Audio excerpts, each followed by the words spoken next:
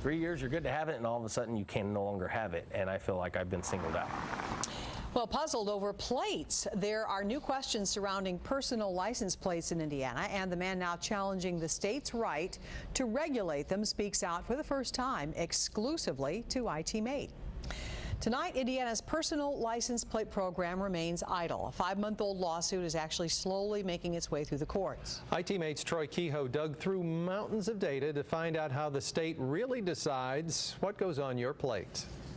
Check out this list of plates. Half of them were approved by the state and half of them weren't. Can you tell which is which? We couldn't either. So IT Mate dug through thousands of plate requests to find out why. What we uncovered is sparking new questions tonight about the policies the state uses to decide what ends up on your car. They're hard to miss on Hoosier roads.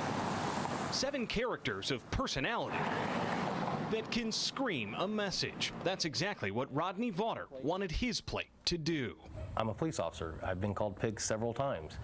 I felt that it was humorous, and I wanted it on the plate. So the Greenfield cop asked for this. The problem? I was told by BMV that the wing plate could not be taken. It was currently on another vehicle. But Vaughter had a backup plan. So I came up with zero ink.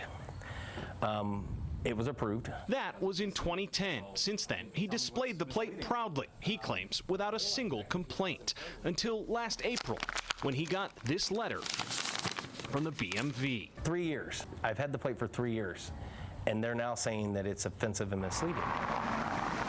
Vaughter's not alone. The BMV rejected more than 1,800 personalized plate requests during the last 3 years. Some would seem to be obvious. I stab you and murder, too violent.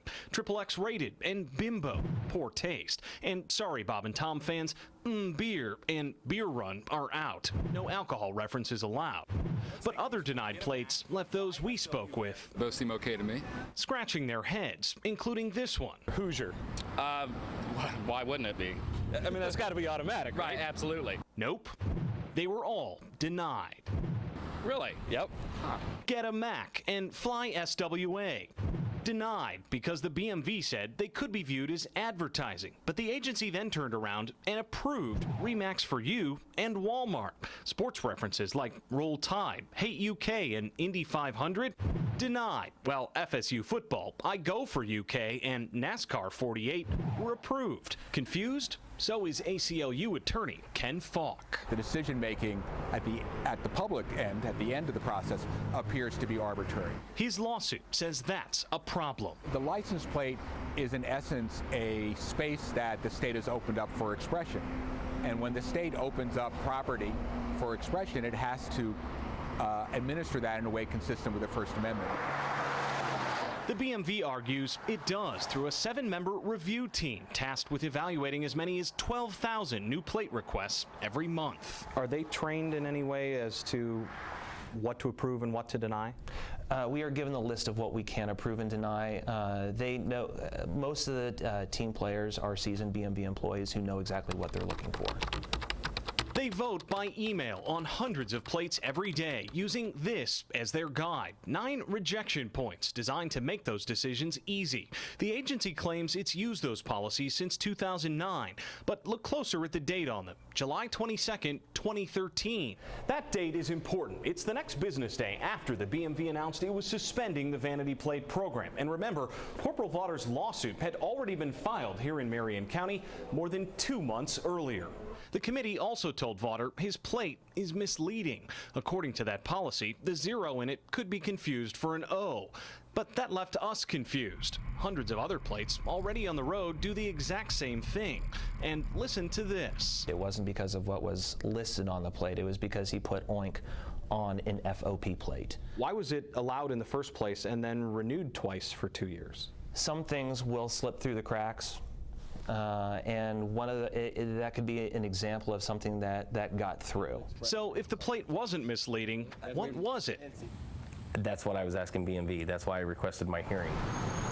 But Vaughter says that hearing never happened, so he took the matter to court. Do you think you'll get to have your plate back? I really don't know the answer to that question. Until he does, decisions like these are left in limbo, half approved, half denied, still fully confusing.